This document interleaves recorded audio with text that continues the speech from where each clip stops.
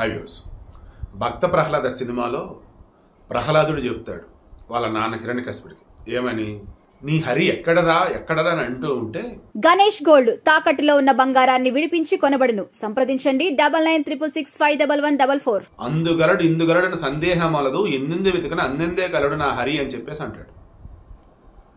Comparison 80% correct కాదు ఇది, but చెప్పటానికి నాకు ఇదే బెస్ట్ ఎగ్జాంపుల్ అనిపించింది. ఆంధ్రప్రదేశ్లో ఇదిగో పలానా అవినీతి పలానా స్కామ్ అని చెప్పేసి చూస్తూ ఉంటే ఎక్కడ చూడు వైసీపీ వైసీపీ వైసీపీ వైసీపీ, ఏ దరిద్రమైనా చూస్తే వాళ్ళే. దేవుడేమో సర్వాంతర్యామి అన్నింట్లో ఉంటే ఈ వైసీపీ మాత్రం సర్వాంతర్యామి అన్నట్టు అన్నింట్లో ఉంది. ఇందులో స్కాముల్లో స్కీముల్లో బాబు స్కామ్లే. ఆ అమ్మాయి రీతు చౌదరిని ఇరికించారా ఇరుక్కుందా ఏంటని చెప్పేసి క్రాస్ చెక్ చేస్తే ఆ చేమకుర్తి శ్రీకాంత్ మరి ఇప్పుడు ఈమె వచ్చేసిన అతనితో ఉన్నట్ల 1 yearగా దూరంగా ఉంటున్నా అంటుంది. విడాకులు వచ్చినట్టే ఇంకా అలా కోర్టులో ఉంది. మరి ఇప్పుడు మాజీ భర్త అన్నాడా అతన్ని. సో భార్యాభర్తలు అన్నట్టు వాళ్ళు. సో ఈమె రీతు చౌదరి అలియాస్ వనం దివ్య, ఆమె పేరు దివ్య, ఇంటి పేరు వనం. ఎందుకంటే సబ్ రిజిస్టర్ ఆఫీస్లో డాక్యుమెంట్స్ సంబంధించి చెక్ చేస్తే ఆమె పేరు అలా ఉంది. చేమకుర్తి శ్రీకాంత్ భర్త. విషయం ఏంటి ఇప్పుడు, చేమకుర్తి శ్రీకాంత్ లేటెస్ట్గా నన్ను బెదిరిస్తున్నారు, నన్ను చంపుతామంటున్నారు, నేను ఎవరి పేర్లు చెప్పకూడదంట అన్నట్టుగా మరలా ఒకటి బయట పెట్టాడు. ఏమని, ఆనాడు సీఎంఓలో కీలకమైన ఉన్నటువంటి ధనుంజయ రెడ్డి, సకల శాఖ మంత్రి సజ్జల రామకృష్ణారెడ్డి, డీజీపీ రాజేంద్రనారెడ్డి, అండ్ ఇటు చూసుకుంటే వైఎస్ జగన్మోహన్ రెడ్డి సంబంధించిన బ్రదర్స్ ఎవరైతున్నారు సునీల్ రమేణ్, వీళ్ళు డైరెక్ట్గా ఇన్వాల్వ్ కాకుండా వీళ్ళ మనుషులు ఇన్వాల్వ్ అయ్యారని చెప్పేసి అంటాడు ఇతను. నిజాలు ఏంటంటే స్పెషల్ ఇన్వెస్టిగేషన్ టీం వేస్తే అన్ని బయటకు వస్తాయి. ఇబ్రహీంపట్నం సబ్ రిజిస్టార్గా ఉన్నటువంటి ధర్మసింగ్ అతను బయట పెట్టిన దాని ప్రకారం చూస్తే ఆల్రెడీ అతను పెద్ద అవినీతిపరుడు అని చెప్పి శ్రీకాంత్ చెప్పాడు.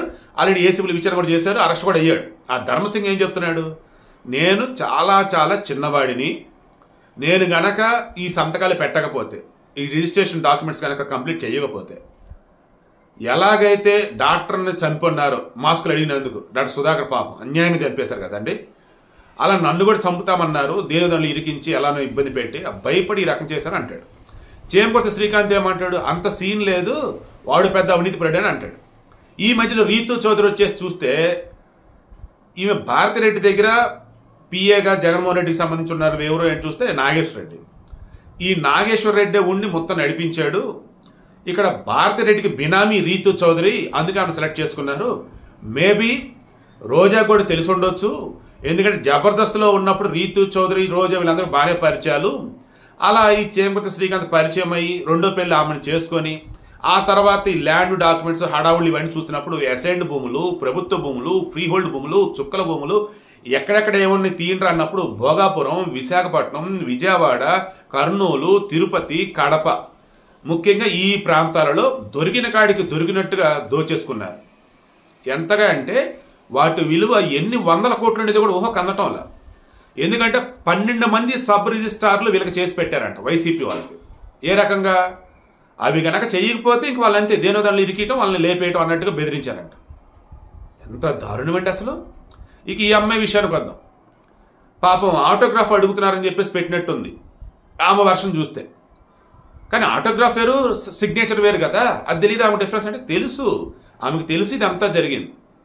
ఏ రకంగా, ఇదిగో పలానా ఆస్తులు కొంటున్నా, సంతకం పెట్టు, నీ పేరునే పెడుతున్నా అని శ్రీకాంత్ అన్నాడు. అవునా, థ్యాంక్ యూ అని చెప్పేసి ఆమె సంతకాలు పెడతాం. ఇప్పుడేమంటుంది, వాళ్ళు సంతకాలు పెట్టమంటే నేను పెట్టాను, అసలు ఆ భూములు ఏంటో ఆ స్కామ్లు ఏంటో నాకు అసలు ఏం తెలియదు అని ఆమె అంటుంది. శ్రీకాంత్ ఏమంటాడు, మొన్న చెప్పినప్పుడు రీతు చౌదరి పేరు మీద ఏవైతే భూములు ఉన్నాయో అవన్నీ కూడా నావే, నా స్వార్జితం అంటాడు. ఒరు బాబు, ఆ భూములు వచ్చేసి ఫ్రీ హోల్డ్ భూములు, గవర్నమెంట్ భూములు, అసైన్డ్ భూములు, అండ్ అసలు ఎవరి దగ్గర నుంచి కొన్నారు ఏంద్రా అన్నప్పుడు సరే డీటెయిల్స్ లేవు. అన్నింటికి మించి ఒక రిజిస్ట్రేషన్ డాక్యుమెంట్ సంబంధించి ఒక ట్రాన్సాక్షన్ కంప్లీట్ అవ్వాలంటే 50,000కు మించి కనుక ఉంటే ఫస్ట్ పాన్ నెంబర్ ఉండాలి, పర్మనెంట్ అకౌంట్ నెంబర్, డీటెయిల్స్ ఉండాలి. లేవు. 2 లక్షల పైచిలకు వర్తున్నటువంటి భూమి కనుక రిజిస్ట్రేషన్ అవుతున్నట్టయితే డబ్బు అన్నది ట్రాన్స్ఫర్ చేయాలా, లేదన్నప్పుడు చెక్ ద్వారా ఇవ్వాలా. మ్యాక్సిమం చెక్ ద్వారా అంటే చెక్ నెంబర్ వేయాలి, ఏ బ్యాంక్ చెప్పాలి, అవి లేవు. అండ్ ఈ రిజిస్టర్ సంబంధించి చూస్తూ ఉంటే ఈ ఫ్రీ హోల్డ్ భూములు ఎవరి నుంచి అయితే విడిపించినారో లేదా గవర్నమెంట్ నుంచి విడిపించినారో అదే రోజు రిజిస్ట్రేషన్లు.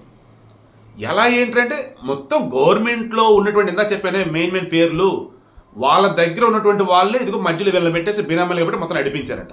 ఎవరికి బినామీ ఏంటంటే ధర్మసింగ్ ఏం చెప్తున్నాడు, వైఎస్ భారతిరెడ్డికి బినామీ ఎవరు, ఈ శ్రీకాంత్ ఆ రీతు చౌదరి అని చెప్తున్నాడు. నిజంగా ఇంకా క్లారిటీ రాలా. గవర్నమెంట్ ఇమ్మీడియట్ గా స్పెషల్ ఇన్వెస్టిగేషన్ టీం సిట్ చేయాలి. వేసి ఈ ధర్మసింగ్ తర్వాత ఈ చేమకుర్తి శ్రీకాంత్ ఆ అమ్మాయి రీతు చౌదరి అసలు వీళ్ళ ఎపిసోడ్ ఏంటి, అండ్ మధ్యలో ధనుంజయ రెడ్డి కానీ సత్యరామకృష్ణ రెడ్డి కానీ సుబ్బారెడ్డి ఉన్నారు, ఇంకెవరున్నారు, అసలు ఏంటి ఈ లెక్క ఏంటి, ధర్మసింగ్ వచ్చేసి అతని దగ్గర ఉన్న అవినీతి డబ్బు ఎంత, అతని మీద ఎప్పటి నుంచి ఆరోపణలు ఉన్నాయి, ఎందుకు పోలీసులు దొరకకుండా తప్పించి పారిపోయాడు ఏసీపీకి దొరకకుండా, ఇప్పుడు వచ్చేసి ఎందుకు ఇలా చెప్తున్నాడు అంటే వాంటెడ్ గా వైసీపీని ఇరికిస్తున్నాడా లేదంటే అప్పుడు వైసీపీ భాగవతం అంతా ఇప్పుడు బయట పెడతాడు, ఇవన్నీ తేలాల్సి ఉంది. సో వీడియో క్లోజ్ చేసిన సింపుల్ గా ఈ అమ్మాయి రీతు చౌదరిని వాంటెడ్ గానే ఫ్రేమ్ చేసి ఇరికించారని నాకు అనిపిస్తుంది. ఎందుకంటే ఆమె ఇప్పటికీ జీవిస్తున్న విధానం లైఫ్ స్టైల్ చూస్తుంటే తనకు వచ్చే చిన్నపాటి యాంకర్ డబ్బులతోనో షోల్ డబ్బులతో దాంతో బతుకుతుంది ఆమె.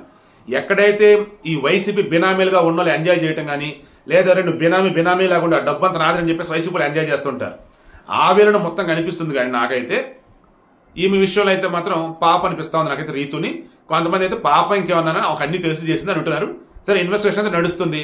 శ్రీకాంత్ బెదిరింపులంట, ఇంకెంతమంది పేర్లు బయటకు వస్తాయో ఏంటో పోలీసులు ప్రాపర్ విచారణ చేస్తే ఇంకా ఎంతమంది సబ్ రిజిస్టర్ ఈ రకం అవినీతి పాల్పడే లెక్కలు చేస్తే అప్పుడు వైసీపీకి సంబంధించిన అవినీతి కొండ మొత్తం బద్దలైంది.